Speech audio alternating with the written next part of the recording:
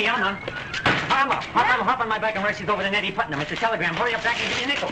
Wouldn't fool me, would you? 93 ring 22. 93 ring 22 is busy. It's always busy. Sorry, it's a party wire.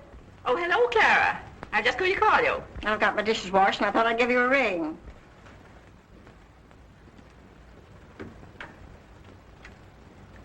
What kind of a time did you have at Grandma Kern's party last night? Just so-so. Imagine her trying to pass off for 60. If you ask me, she won't last the winter out. Did you hear that? Somebody's listening in. It's getting so you can't have any privacy at all. I've been on a party wire 15 years, and I never listened in. I die first. Me too. I'll call you back later. Goodbye.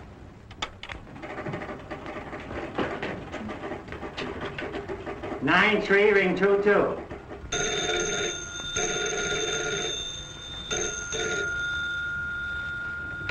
Hello? Been trying to get you for 10 minutes. It's that Matilda Sherman. She's like a babbling brook when she gets to talking. Grandma, got some news for you.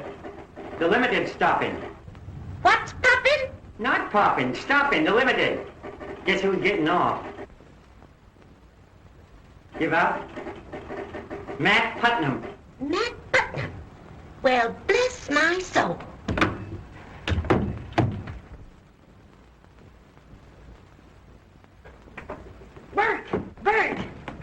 Bert, guess who's coming back to Rockridge? Prosperity. No, Matthew Putnam. Matthew Putnam? Mm-hmm. Oh, Ma, get me a pitcher of ice water, will you? What, again? Hey, Charlie, Matt Putnam's coming in today on the Limited. Yeah? Irene, what do you suppose? Hurry up, get dressed. Here, what on earth's the matter? Matter of plenty. Matthew Putnam's coming home. Married or single? That's what we're going to find out. Oh. Well, Matt Putnam's getting in today. Nettie Putnam's nephew? Yeah, on the Limited. Come in. Come in. Telegram, Miss Nettie. Must be something important. Now read it to me. Your prodigal nephew arriving Rockridge 11 a.m. Matthew. My, ain't it wonderful, these telegrams, how fast news can travel? Telephone's good, too. I'll send Joe to the station with a car right away. I've already sent it.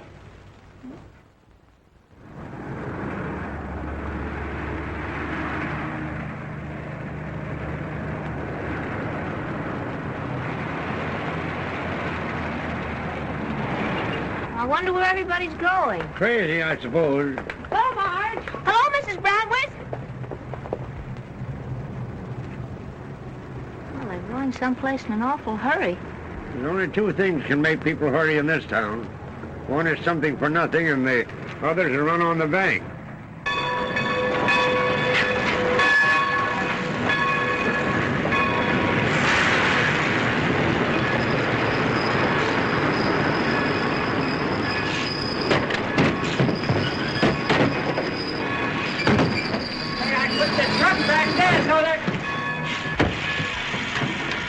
Nice trip, Henry. Thank you, sir. Well, if it ain't old Matt Putnam himself in person, not a motion picture. How are you, old boy, old boy, old boy? You don't remember me, do you? Sure. You're the kid that used to sit back at me in school and put red ants down my neck. That's me, Bert West. Some fun, huh? You remember my mother. How do you do, Mr. Putnam? How are you? We're always glad to welcome... Well, how are you, Joe? Hi, Mr. Putnam. Where's the car? Why, right over there. I'll get the baggage.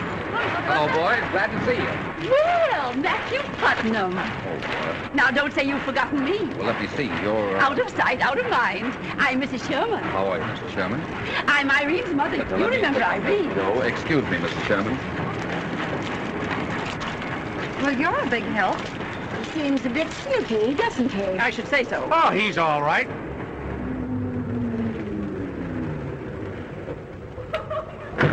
Deborah! Hey, what's that? A fire? Oh, that's Miss Nettie. She's been having tantrums waiting for you. Come on. Don't forget to knock, Mr. Matthew. Why all the formality? Better break all the 10 Commandments and go to Miss Nettie's room without knocking. Come in. You're not crippled, are you? She hasn't changed a bit. Well, where have you been? I heard the train whistle 20 minutes ago. Eddie, what a welcome. What a welcome after 7 years. Well, what do you want me to do? Get up and dance a Highland fling for you?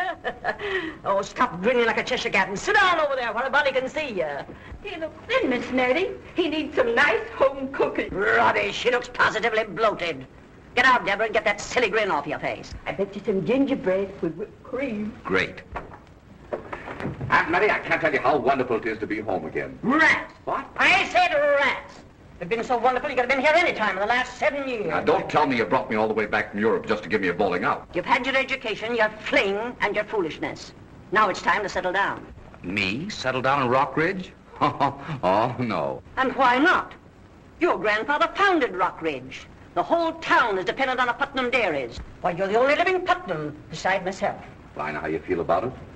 It's a matter of sentiment with you, but I've outgrown all that. You'll stay and attend to business whether you like it or not. No. Yes. No. Yes.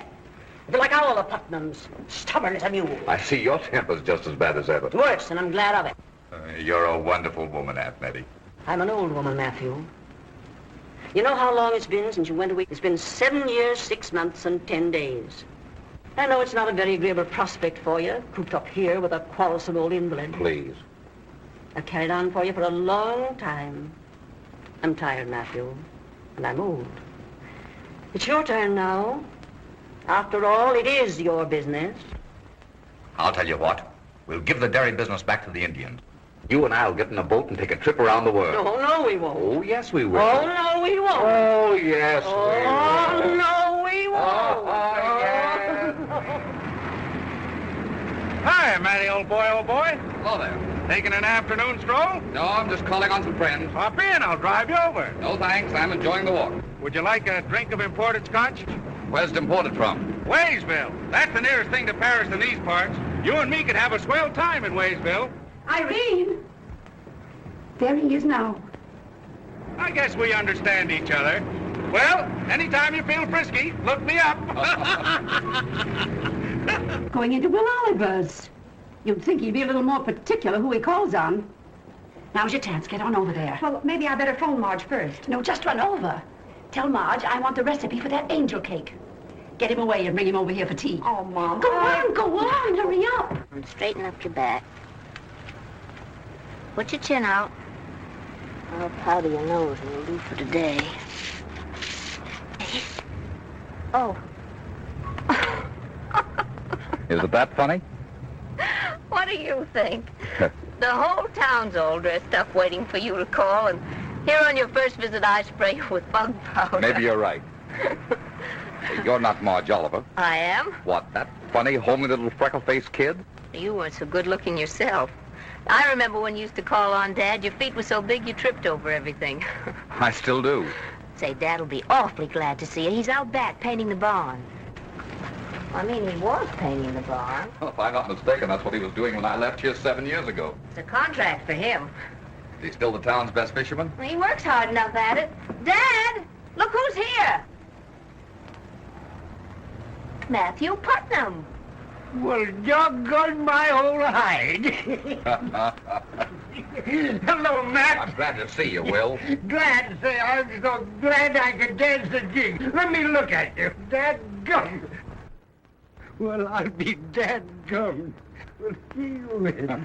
You, Marge? Oh, I'm sorry. I didn't know you had company.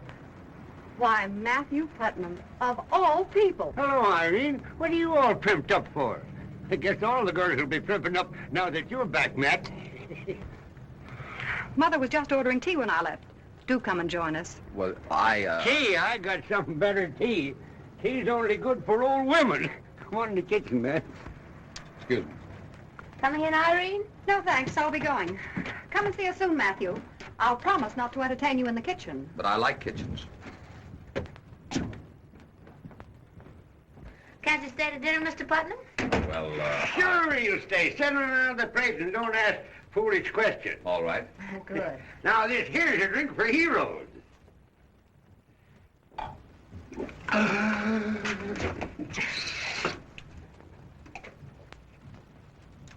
Heroes is right. Pretty good stuff. Under me, I made it myself.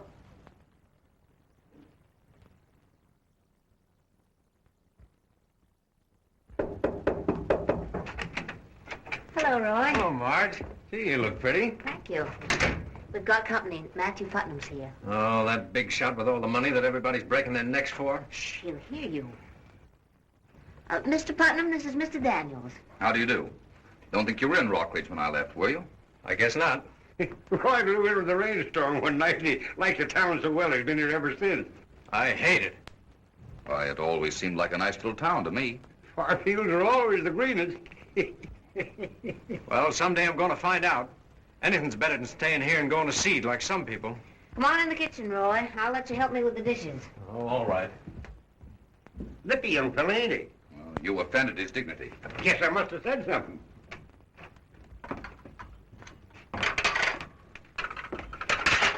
What's your dad always picking on me for, Marge? He wasn't picking on you. You shouldn't take him so seriously. Well, he talks too much. Touchy. Only small-minded people take offense at everything. Gee, it's lovely out here. Yes, indeed. Sit down, Matt. A man don't need much more than a roof over his head, and peace and quiet, and a good pipe. That's right, Will. I'm glad to be home. Feel like I'm back where I belong. Listen to those frogs croaking. Yeah, there are lots of them around here.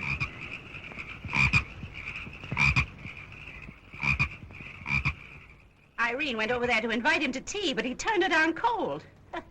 Guess he prefers Applejack to tea. He's over there now. I can see him from my window. Seems strange, after being away for 7 years, that the Olivers would be the first people you'd call on. Oh, well, Will Oliver is full of Applejack anyway. Makes his own. It's no good. Synthetic. I don't mind synthetic gin, but when it comes to Applejack, that has to be made properly.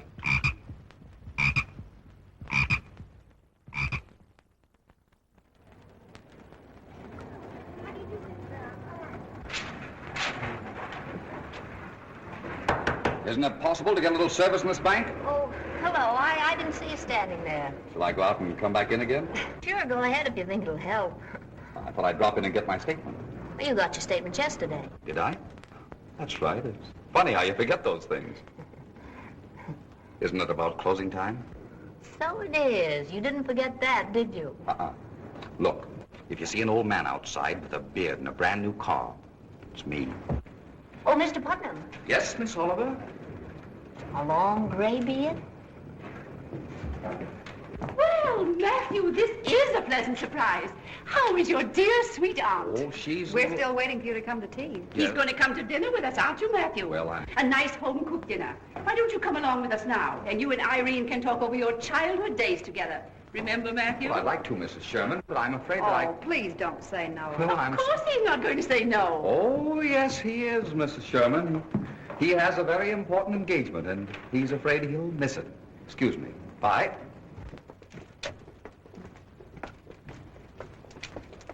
Looking for someone, miss? Yes, I'm looking for an old man with a long gray beard. Just saw him go around the corner. Hop in, we'll catch him.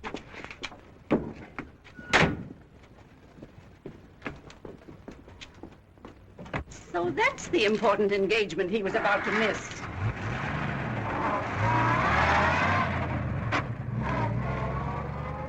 I don't know what he sees in Marge Oliver. I hate to tell you this, Clara. You know I never gossip. But Irene saw them out at Willow Creek this afternoon. That's funny. Bert was out that way this afternoon, and he saw them, too. And they were holding hands.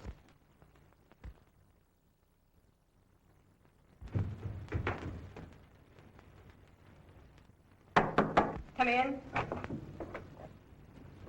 Ah. Hello, Aunt Nettie. Well, how do you feel now? Still want to get the dairy business back to the Indians? Where'd you get that idea? I love the dairy business. Love this town and all the people in it. People? Sure. Why, couldn't drag me away. I even think I'll learn how to milk cows. Wonderful what a pretty face will do. Huh? How'd you enjoy your trip up to Willow Creek? How'd you know about that? Little bird told me. Told me you were holding hands, too. Your little bird exaggerates. I haven't got that for yet. I want to warn you, Matthew. Be careful. Gossip in a village like this travels like a prairie fire. So it seems. What I can't figure out is how it got to you so fast. I just took Marge home. How'd you find out about it? Magic. I'm more than a sick old woman, Matthew. I'm a witch, seeing into the hearts of all the people in Rockridge. I wish you could tell me what's in her heart. Maybe I will someday. Anyhow, I'm glad to be under your spell. Come back and have dinner with me. I will, if you promise not to try any of your magic on that apple pie Deborah's baking. It's a cherry pie. It's an apple pie. I told her to bake a cherry pie. And I told her to bake an apple pie. It's a cherry pie. It's an apple pie. Cherry. Apple.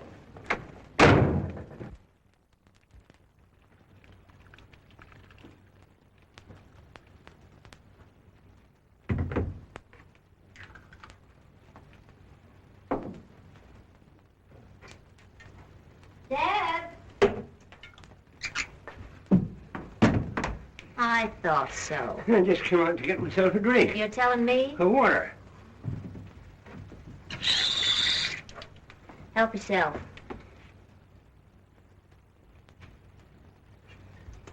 Hey, where you going with that? What do you care? You want a drink of water. Now, let's see. Where were we? Sunday school chairs.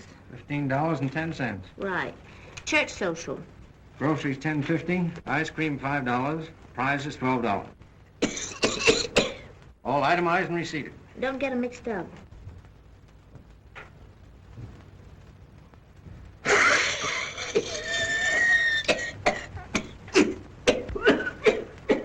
Are you catching cold? I wouldn't be surprised. You better take a dose of that cough medicine. Well, no, I don't want any of that. It tastes awful. You'll take it and like it. It's in the kitchen.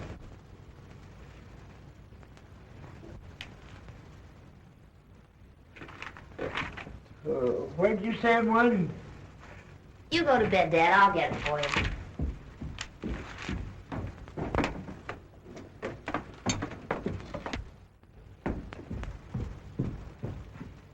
Nasty old stuff. Take a good big dose of that. All right, you're the doctor.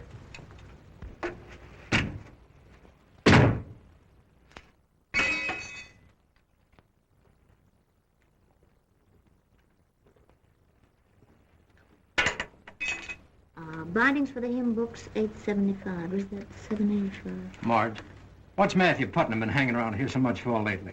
Oh, he's crazy about Dad. I suppose it was your dad who drove out to Willow Creek with him yesterday. No, that was me. Yeah, he's got a swell new car and half the money in Rockridge. That's no drawback. It was driving me crazy, Marge. And people are laughing at me. What are you talking about, Roy? Why, that doesn't make sense. No sense to my being in love with you and crazy jealous every time he looks at you? You've no right to feel that way. We're not engaged. Well, that's all right for you to say now, but you've known all along that I was crazy about you.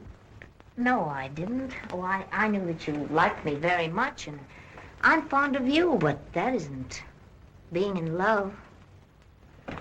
You don't have to stall me. I know where I stand now. I'm clearing out of this one-horse town. Well, where would you go, Roy? To New York, where a fella's got a chance. And don't you think I won't make good either. Someday when I'm a big shot like Matthew Putnam, maybe you'll change your tune. Oh, you wouldn't do anything so foolish as that. Well, don't you be surprised if I'm on that milk train when it pulls out tomorrow morning. Good night, Roy. Goodbye.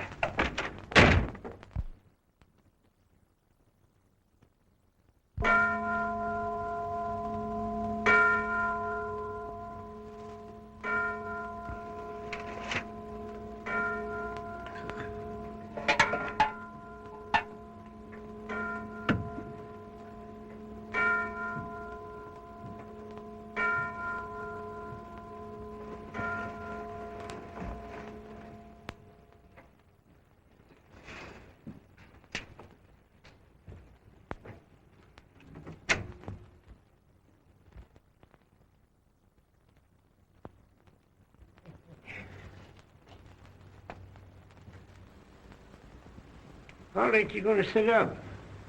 I don't know. You know, it's 9 o'clock. I can't help it, Dad. There's something the matter with these accounts. I can't get them to balance. That's too bad.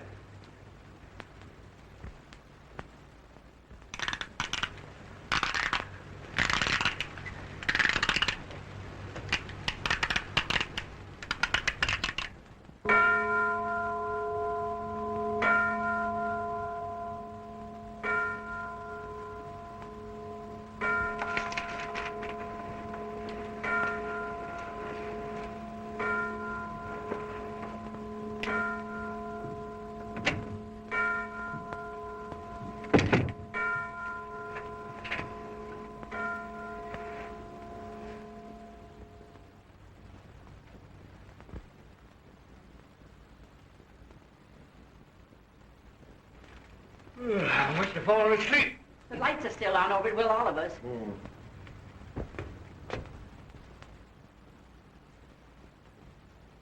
He acts worried. Probably got heartburn. Wanna come to bed? I'll be up in a minute. I think it was New Year's Eve the way everybody was sitting up. Dadgummit. You know what time it is? 10 o'clock. The electric light bill is getting pretty big lately. I'm sorry, Dad, but I'm short $62.50 of the church money. Oh, let it go till morning. Roy'll find it for you. Roy may not be here in the morning. He says he's going to New York. New York? That's kind of sudden, ain't it? Yes. Funny he'd be skipping out of town just when some of the church money's missing. You go to bed. I'll find it. What's the matter with Roy helping you find it? Nobody's touched that money but you and him. Well, I'll get him over here. You're not going to phone him this time of night. I don't care what time of night it is. He's coming over here and face the music. I want Nan Martin's boarding house and make it snappy. Dad, I don't want you to make any trouble about this. Well, I'll make plenty of trouble with that young whippersnapper. Hello?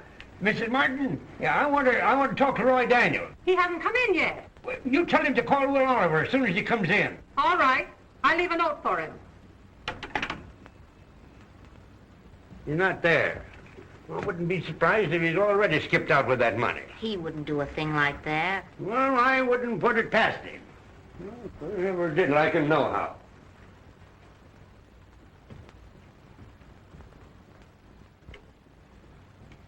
Nine 3, ring 1 2.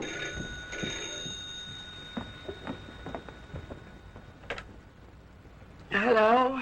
Hello, Clara. There's something doing over at Will Oliver's house. Old Will's been pacing the floor mad in a hornet. You suppose it's about Marge? Well, what else would it be about? Guess I'll sit up for a while. I guess I will, too. I don't feel a bit sleepy. Call me back later. Good night.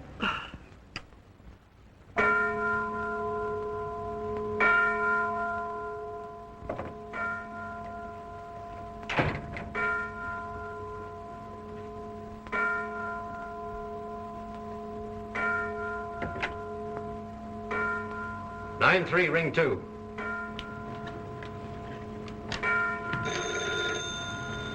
Hold everything, boys.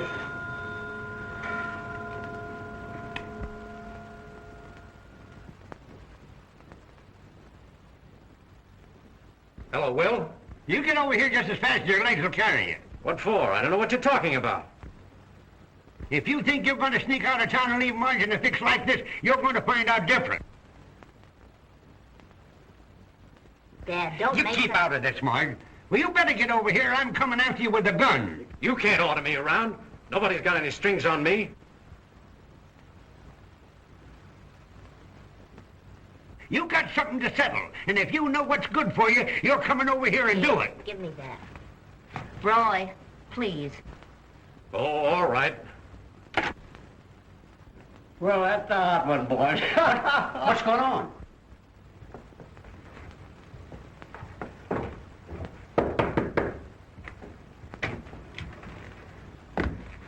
All right, here I am. What's it all about?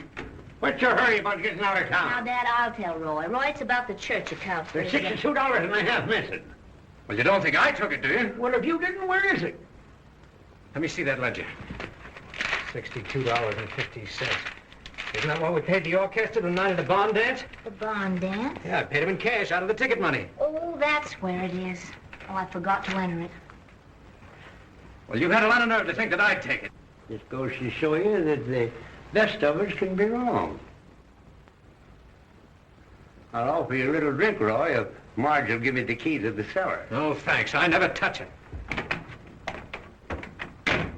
And her going around looking so pure and innocent. You'd think butter wouldn't melt in her mouth. Well, you know the old saying, still waters run deep. No fooling? Yeah. Do my ears deceive me, or do I hear wedding bells ringing? But I don't think they'll have time to send to California for the orange blossom. Just goes to show you never can tell. That's right, Ma. The smartest of us get fooled sometimes. I guess that'll be a blow to Matthew Putnam when he finds out. What's the matter, Ma? What's all the excitement about? Nothing that concerns you. Run along to bed now. This is not for your pretty little ears. Run along. Run along. Now let that be a lesson to you, Paul. I know, but what's Roy done? Well, if you ain't old enough to know what he's done, go on back to sleep.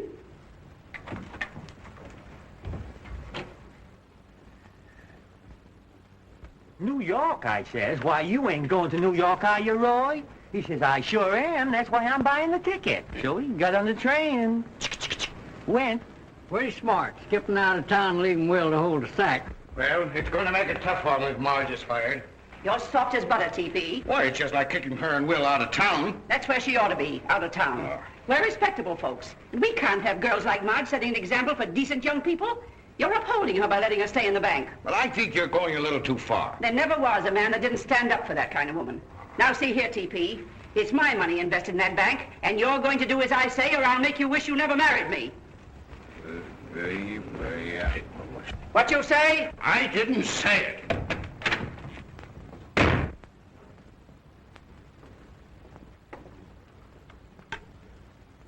9-3, ring 1-2. Hello. Hello, Clara. This is me. You know that party we were talking about? Well, she's going to get fired this morning. If you haven't anything to do, be ready in 15 minutes and we'll drive down to the bank. I'll be ready. I'll be ready.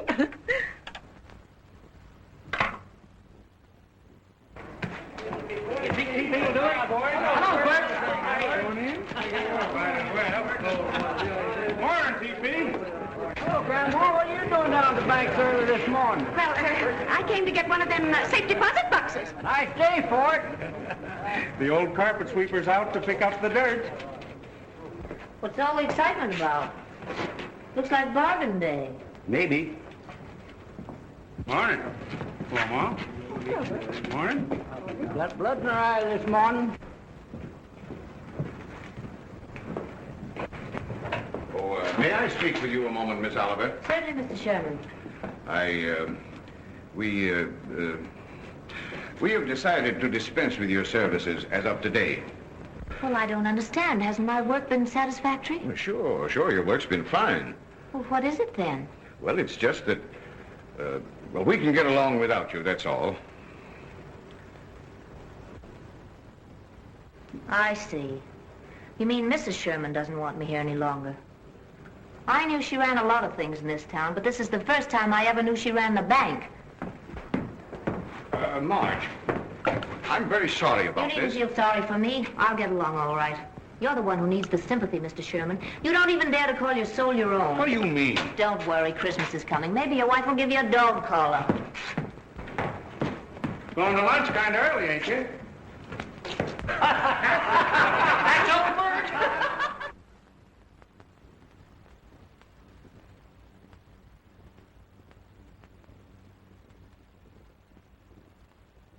Steamboat coming around the bend. Goodbye, my lover, goodbye. We're loaded down with hungry men. Goodbye, my lover, good. How you coming?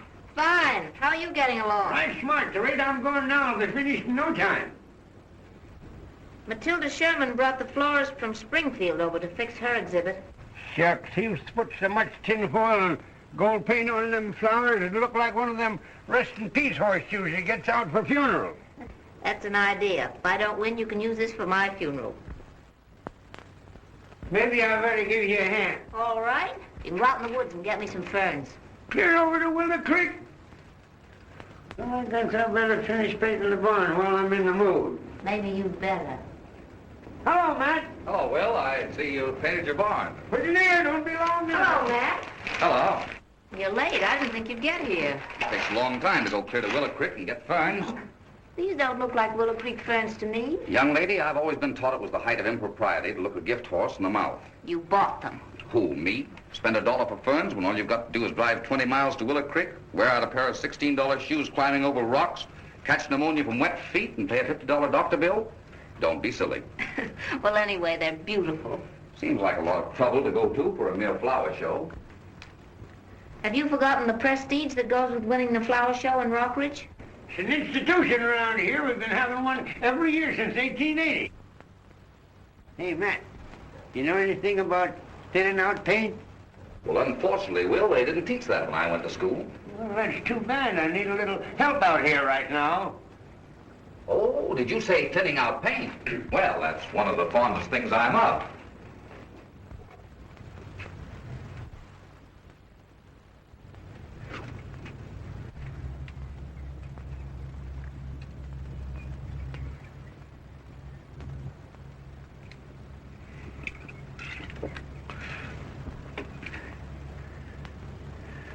What are you two up to?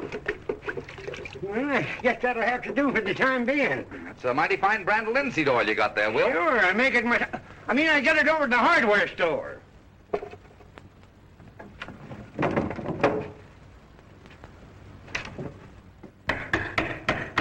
boat was coming round the bend. Goodbye, my lover, goodbye. Do you need any more pink roses? No, but I could use one of Colin Kelly's nicest bricks. Bricks? What for? Ignace, little darling.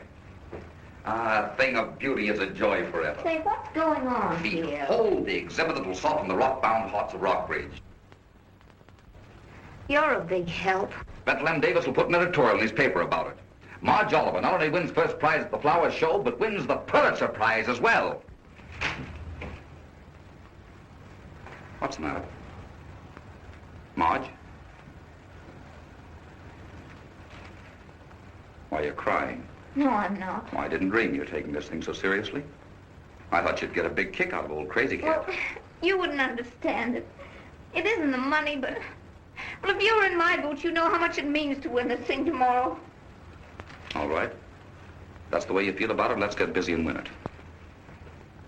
The Lord is down, hungry and I belong. Oh, the sure, there, thy love, thy glory, down, hungry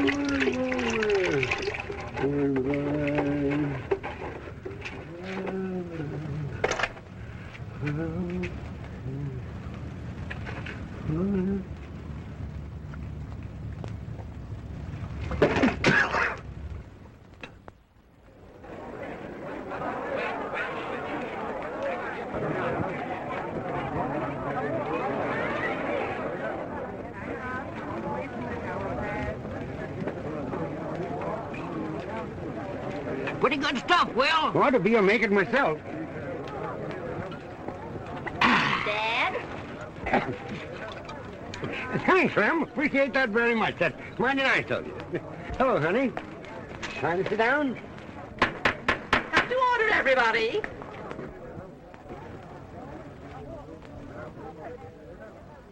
Look at that. Ain't that the prettiest thing in the county? Prettiest thing in the world.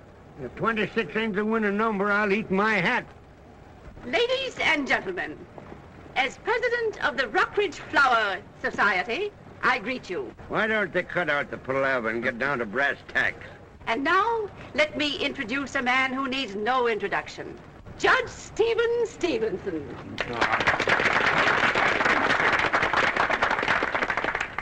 My friends, this is indeed an honor.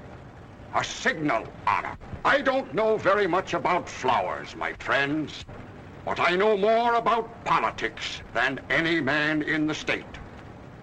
Maybe this ain't the place to talk about politics, but I can't resist a few well-chosen words. I've always fought against corruption. If any man dares to say a word against me, let him rise and speak. Take it away! Take it away! Gee whiz! Who dares accuse me? Who dares to stand up and... Thank you, Judge. It's a bee. You go right on talking, Judge. You don't bother me a bit. Thank you very much, Judge. Judge Stevenson will now give out the prizes. Oh, about time you give out something. The judges have unanimously agreed that number A26... I knowed it all along. Will the talented person who originated this beautiful exhibit please step forward to receive the first prize? Right here, Judge, right here. Go on, Marge. Go on up and get it. Marge Oliver. You're not going to let her get away with it, are you? I should say not. We made a mistake. What's the matter? There has been an unfortunate error. we find that number A26 has been disqualified. Disqualified? What for? The committee can disqualify any entry without giving reasons. Yeah, how come? If she won it, why don't you give it to her? Order! Keep quiet. You can't keep me quiet. I've been stung by a bee here today, but I'm not going to let my daughter be stung by a lot of female hornets. Sit down, Will. You're full of applejack. Hilda Sherman's trying to put over something shady. Keep still, Dad. I won't keep still. What right has that old hen got to make a lot of rules of her own? I say the exhibit has been disqualified. You're wrong, Mrs. Sherman. I withdraw my entry. That settles the matter. I'll be darned if it does. I want to know the reason. You don't think Mrs. Sherman will tell you, do you? Any more than she'll tell you why a lot of other things have happened to me lately. The entry's withdrawn, that's all. Well, if it's going to be withdrawn, let's withdraw it right.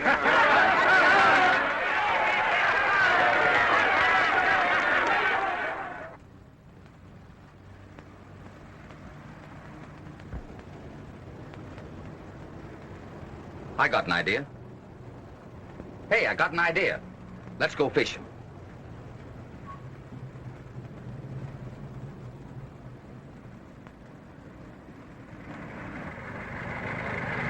Round the bend, goodbye, my lover, goodbye.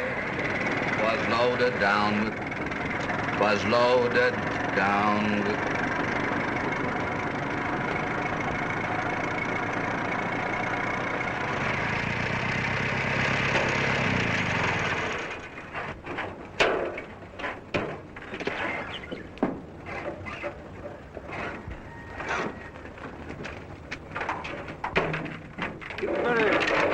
You better try that hole right there. I ain't fished it out lately.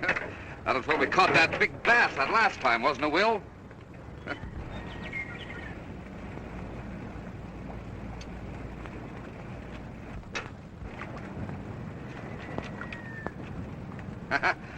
There you are. All hooked up and guaranteed to catch no less than 6 juicy pike perch, or I'll eat them myself. You're trying awfully hard to cheer me up, aren't you? Well, that was the idea, but it seems to have gone astray. No, it hasn't. You've helped a lot. But don't work so hard at it. After all, it really doesn't matter that much. Oh, yes, it does. I'd been away from Rockridge so long I'd forgotten just how small a small town can be. I'd forgotten all the Matilda Shermans and the Clara Wests. It's just the trouble. Huh?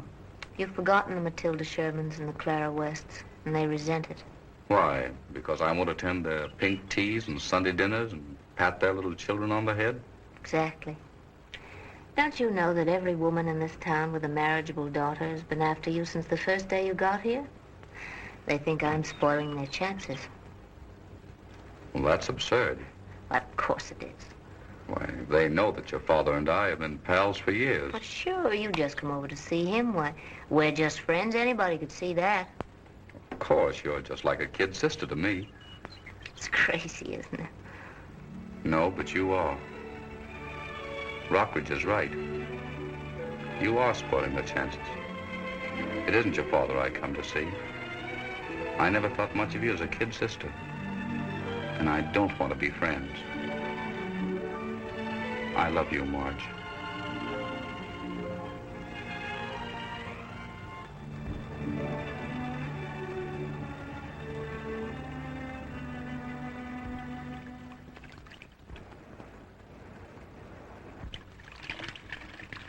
Hey, you got a bite. Hey, you got a bite. What's the matter with you, father? Doggone, I thought you were fishermen. Don't you know?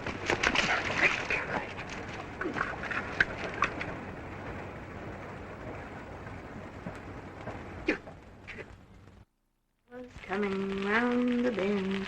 Goodbye, my lover, goodbye. Loaded down on the moon. Goodbye, my lover, goodbye. The boat was... Well, it's about time you got up, lazy bones. You're up early today. I couldn't sleep. Well, I didn't sleep very good either. I had the heartburn all night. Maybe you better not have any of these fish. Oh, I'll be all right. The sodium fixed me up. And the boat was coming around the bend. What are you so happy about? You're sitting around here like a grasshopper. And you'd be happy, too, if you knew what I know. Well, what do you know I don't know? Oh, Dad. Hey, what's the matter with you? It's a secret, but I've just got to tell somebody. Well, ain't I somebody?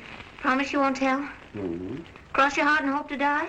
Say, cut out the palaver and let me in on it. I'm going to be married. Matt Putnam? Well, doggone my old hide. Hey, you ain't fooling, are you? Is that anything to fool about? Dad burn my old soul. This calls for a celebration. Only one now, you old blotter. I'd be dead for the say. When did you fuck the question? Yesterday while we were fishing? See, wait till Matilda Sherman hears that one. She'll throw a conniption fit. But I don't want her to hear it. I don't want anyone to know about it until it's all over. Now, don't you go talking. Oh, don't worry about me. I won't go shooting off my mouth.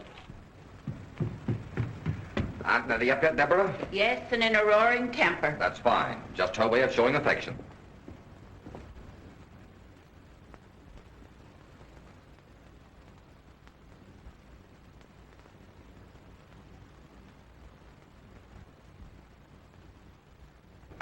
So that's your secret, huh? That's what makes you a witch peering into the hearts of Rockridge. The little bird that tells you all these things turns out to be an extension telephone. You've caught me, Matthew. Are you shocked? Well, listening in on a party wire isn't a very edifying way of passing your time. That's better than waiting a week for Lem Davis' newspaper to come out, and you'd be surprised at what I hear even about the best people. There's a juicy scandal brewing right now concerning you. Look here, Aunt Nettie, if you get pleasure out of picking up gossip over the telephone, you go right ahead. But don't bother me with it. I'm fond of you, Matthew, and it's my duty to tell you about Marge Oliver. I don't want to hear it. You're going to hear it whether you want to or not. Before Roy Daniels left town, Marge tried to force him to marry, and he refused. Just more Rockridge gossip. You might ask her about his hasty departure from town. I wouldn't dream of asking her anything so foolish. Because she's promised to marry me. You can't do it. Oh, yes, I can. And I'll tell you something else I can do. I can make the people of this village crawl through mud in their hands and knees to beg her pardon. And I'm going to start in with Matilda Sherman. You're acting childish. What keeps Matilda Sherman alive? Tom Sherman's bank.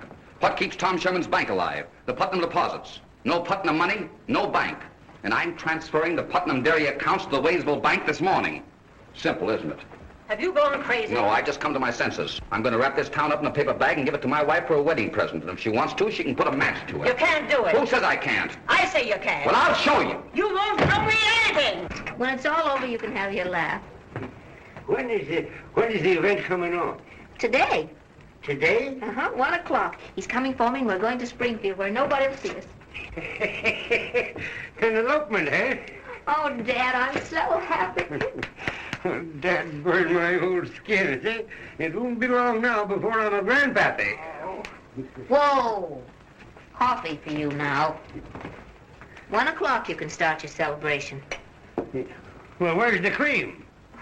I forgot to bring it in. A great day for forgetting. I forgot to wash my face and hands.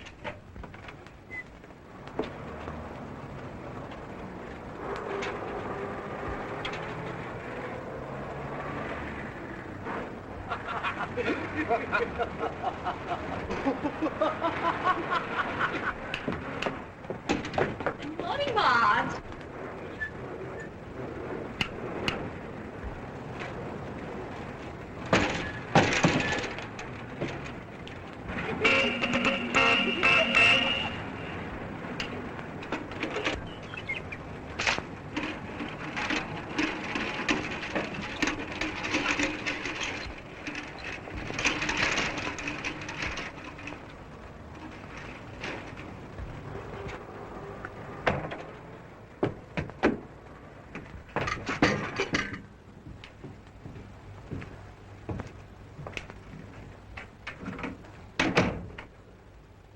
Tain't true, is it, honey? Of course not, Dad. Well, then, wouldn't worry about her. Probably nobody's seen that thing anyway. Oh, yes, they did. I heard them laugh. Oh, it's just some more of Bert West's foolishness. No, it isn't. It's more than that. So that's what they've been whispering about. That's why they got rid of me at the bank. And I thought all along it was because they were jealous of Matthew Putnam. I'll bet that's Matilda Sherman calling Clara West right now.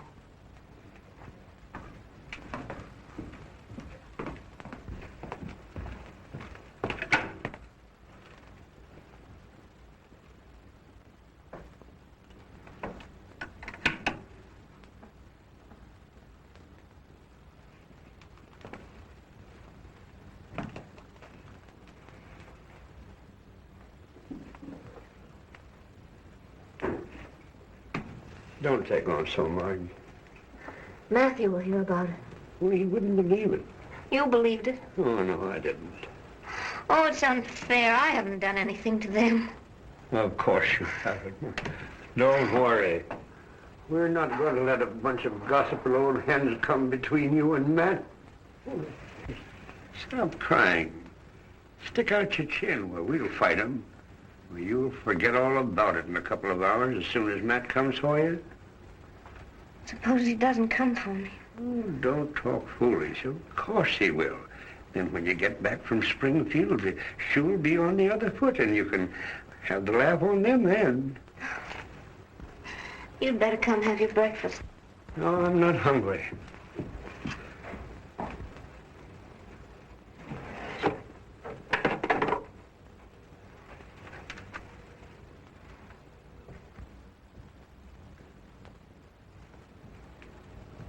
Aren't you coming to breakfast, Dad? No, I'm just going out for a little walk. I'll be back before long. You can think of some of the darndest things, Bert. Some fun, huh? Do you think it's true? You don't think Roy took that trip for his health, do you? That would be my guess. She gets his will now.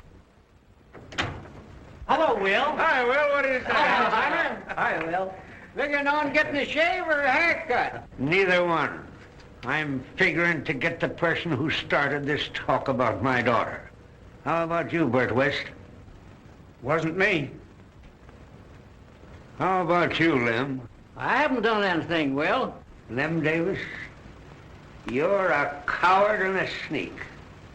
Whispering like an old woman behind people's backs. We're sorry. We didn't mean to injure your feelings. Ain't nothing but talk. No harm in it. Can't stop talk. Well, I'm going to stop it if I have to shoot somebody. The women started this. You know how women are, Will. Get a heap of pleasure out of talking. Put that gun away. Talk makes the world go round. If you want to start suit for libel, I'll handle the case for you. We could sue about half the people in this town. In the county. In the state. Scum. Scum of the earth.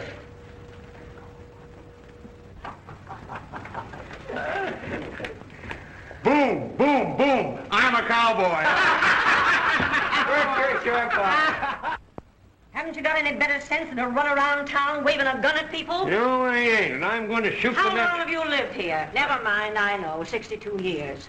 Well, I've lived here 67. Don't make no difference. Nobody's going to drag my daughter's name through the mud. Thought you'd come over here to talk to me about something. I did, and I'm not leaving. Then sit down and cut out the fireworks. It's a question of who can shout the loudest. Maybe you can beat me. Appears to me you're doing most of the shouting. Now, what's on your mind?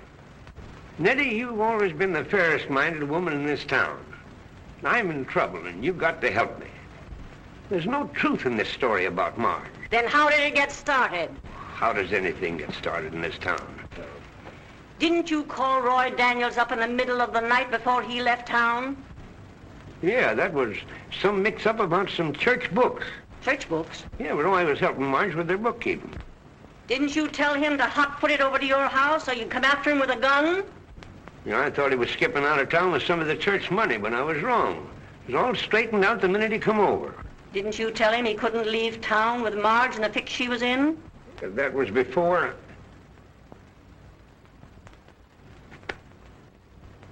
Does Matt know about this? Certainly, I told him. What's he going to do about it? That's up to him. He's old enough to know his own mind.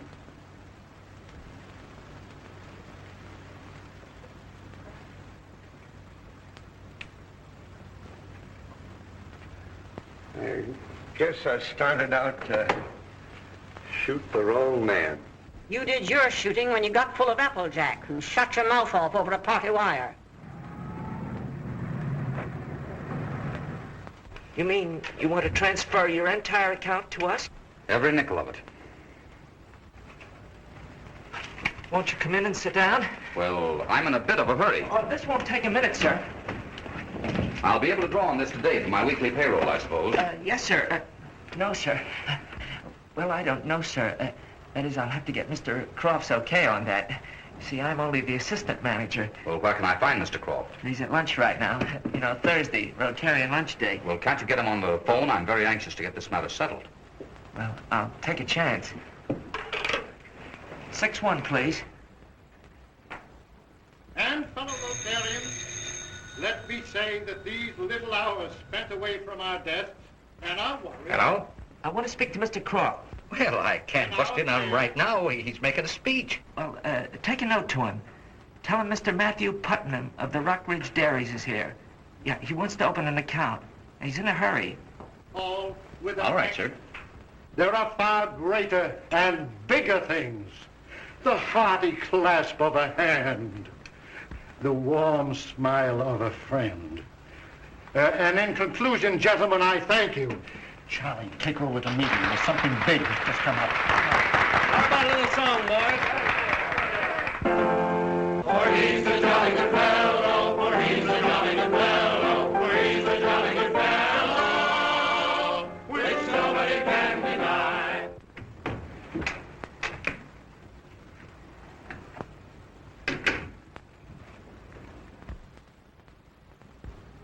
Here I am, Dad.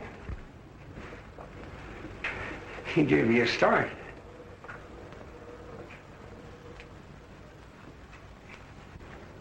You've been to the Putnams, haven't you? Why, Did you see Matt? he wasn't home. Does he know what people are saying?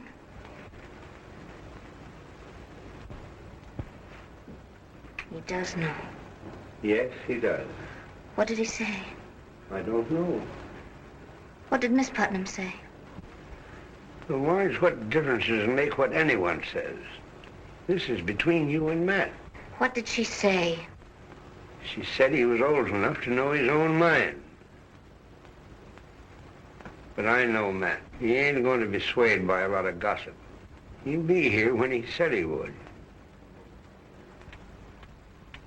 It ain't time yet. Time? What is he waiting for? He could have come when he first heard it. He could have called me on the phone.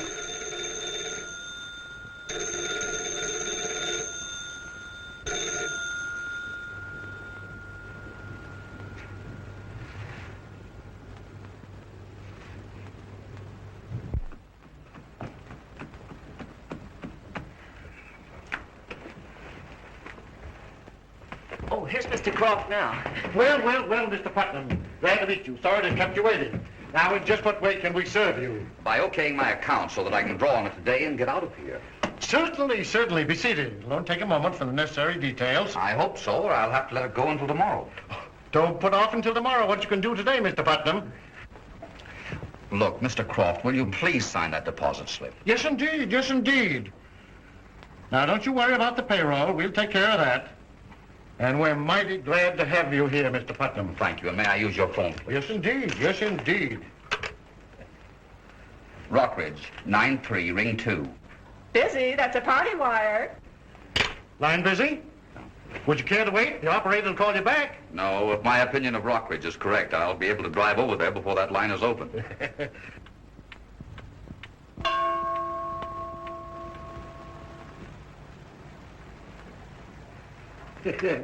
That talk is always fast.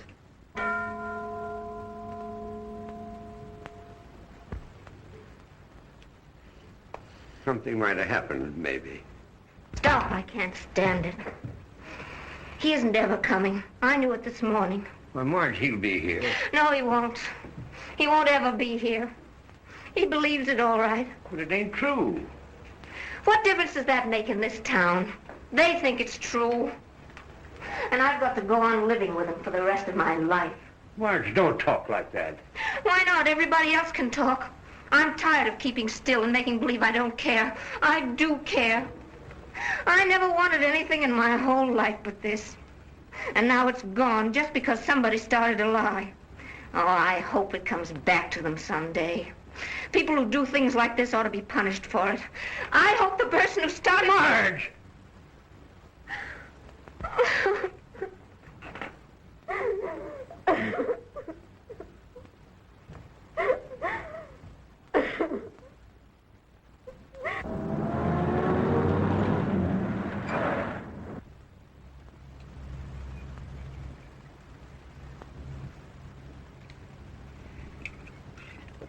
Get me Rockridge, 9-3, ring 2.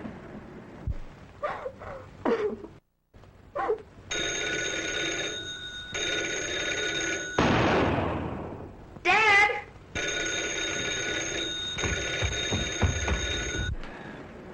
Well, ring them again, please.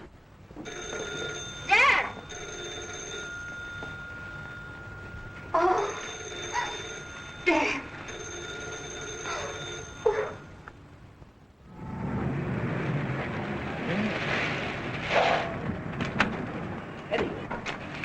Hello, Mr. Putnam. Did you hear what happened? What? Oh, well, Oliver shot himself.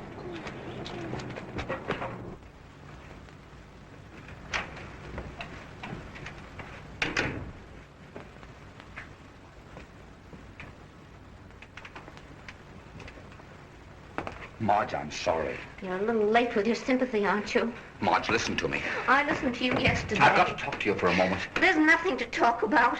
If you'd kept your word, this wouldn't have happened.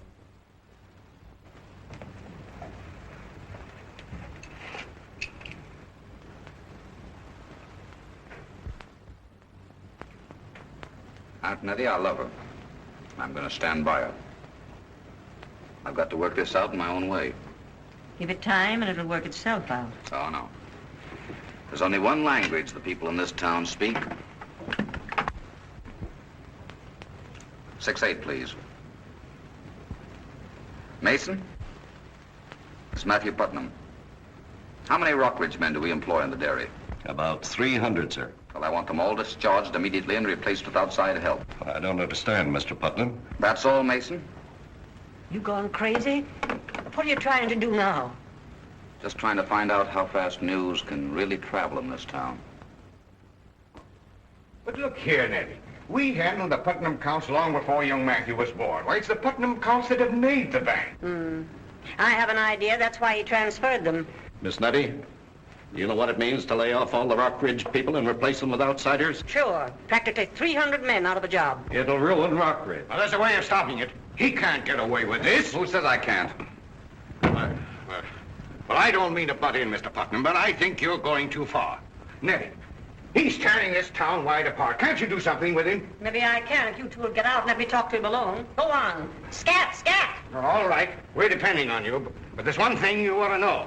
The news has already got around. I wouldn't be surprised. About the layoff at the dairy, and the men have called a mass meeting tonight at the city hall. They're not going to take this thing sitting down. You can't get away with this, Matthew. You can't ruin a whole town just to satisfy your temper. Well, I seem to be doing it. You're going about it in the wrong way. Or you're making a lot of innocent people suffer with the guilty. It isn't the first time that's been done in this town. No one stopped to consider whether Marge Oliver was innocent or guilty. No one cared how much they made her father suffer. It won't work. I'll make it work. When I'm through with this town, you won't even be able to find it on the map.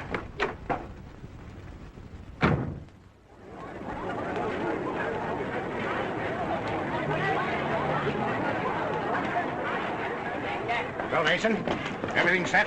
I had to turn it over to Johnson. He'll represent the men. Where is Johnson? Inside. All right, let's get going.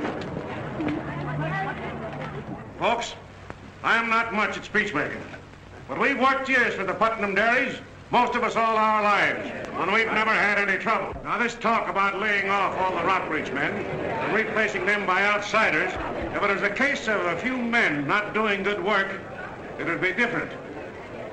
But this looks to me like unjust discrimination. And when it comes to taking the food out of the mouths of our wives and children, I think we're entitled to some kind of an explanation. You're right, Mr. Johnson. You are entitled to an explanation. Ladies and gentlemen of Rockridge, in the 15 years the Putnam Dairy has belonged to me, it has not been run for my personal profit. It has been run for the benefit of all, but it has failed. Rockridge has not appreciated the Putnam efforts in its behalf. That's not a fair thing to say, Mr. Putnam. Are you looking for fairness, Mr. Sherman? If so, I might ask you a few personal questions. I'm sorry. I didn't mean to interrupt. Hello, Ma. They're going to it hot and heavy down here. Johnson was spreading it on thick when who should walk in but Matt Putnam himself. And if Matt don't watch his step, there's liable to be a lynching in this town yet. Save me a seat, Bert. I'll be right over. Deborah! Deborah! Joe! Come here! Deborah, where are you? What are you waiting for? Joe! Deborah! Well, I hope the house ain't on fire. Well, what are you gawking at? Come on, get moving. Joe, get that wheelchair down out of the attic. Deborah, get me some clothes. Clothes, Miss Nettie? What kind of clothes? Just clothes, you idiot. A dress, petticoat, shoes, stockings, hat, glove. Never mind the gloves. What do you want clothes for? Because I can't go down to the meeting in my nightgown, can I? You can't go out. Why, you haven't been out of your bed in 15 years. I may not be out in another 15 years, but tonight's my night to howl. Give me some clothes! I tell you, Putnam, you can't get away with it. Are you trying to tell me what I can't do with my own property? Did I miss anything? No. No, I'm telling you what you can't do with us. You can't take your spite out on all of us just to get back at a few people that you think have done you dirt. Hold everything! He's right, Matthew. Let me handle this. I know these people better than you do. Well, come on. Put me up in that pulpit if I've got to make a speech. What does she know about it?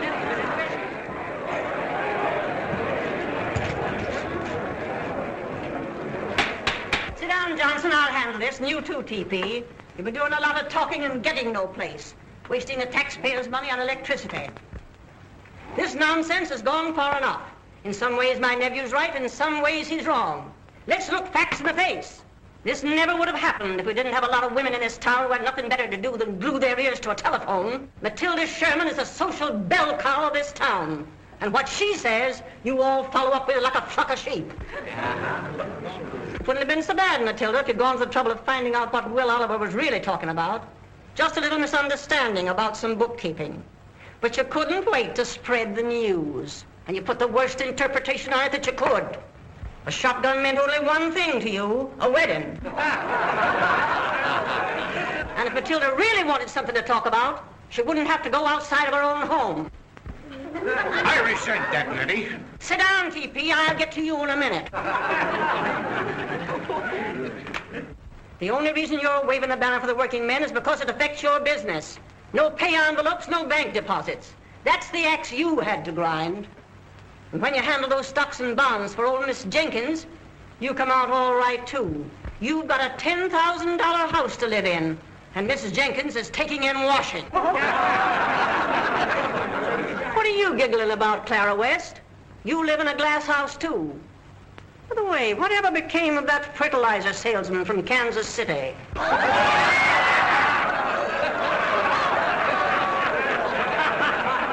You'll be laughing out of the other side of your face, Lem Davis, when I get through with you. You put on a big campaign in your newspaper about this very building. Rockridge needs a new town hall. First time it's been used since we built it. How about it, Lem?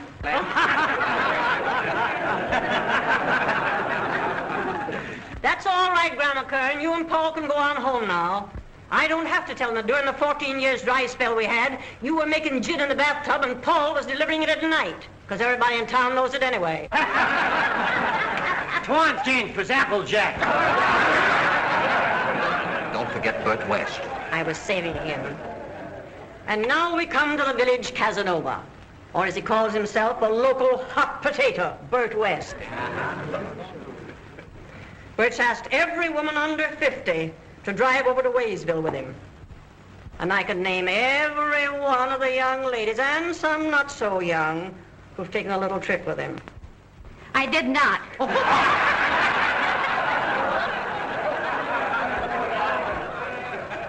What are you squirming about, Irene? Conscience hurt you? Well, I wasn't even going to mention your name. I was just going to add that when the road to Waysville is under repair, Bert knows a shortcut around by the ice house. Some fun, huh?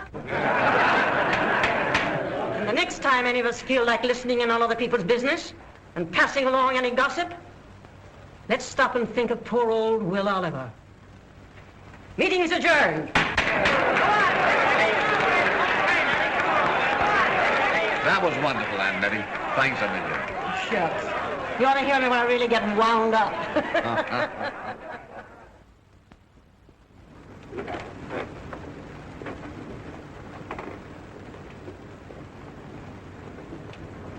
This may not be as nice as Marge's cakes, but knowing how you like angel food. Thanks, Matilda. That's mighty nice of you. I'll put it in the bread box for you where it'll keep nice and fresh. Didn't know you were so popular, did you, Will? Doesn't he look good today? He's getting color back in his cheeks again. As soon as I'm feeling better, I'm going to finish painting that barn. Ain't you glad you weren't such a good shot? Sure I am. It don't surprise me none. I never could do the little things right. No wonder I bungled a big job when I had it to do. Where's Marge today? Oh, she's gone over to Springfield to get a new dress or something. Well, I must be going. I'm expecting a very important phone call. Goodbye. Bye. Yes, I'll have to go, too. Well, I got to get down to the office. Well, Mrs. Putnam, we certainly put one over on Rockbridge. What a shame. Now, where would you like to spend your honeymoon? Asia. Well, Niagara Falls is mighty pretty in June. Too close to home. How about Africa? I said Niagara Falls. Nothing closer than Europe or I'll get a divorce. You come back here. Miss Putnam, your training's going to begin right now. When I say Niagara Falls, it is Niagara Falls or else. You big bully. Don't you strike me.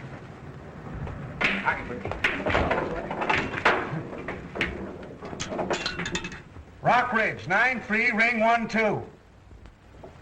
Hello? Hello, Ma. They're married, all right, but they no sooner than got out of the courthouse and they got in a fight.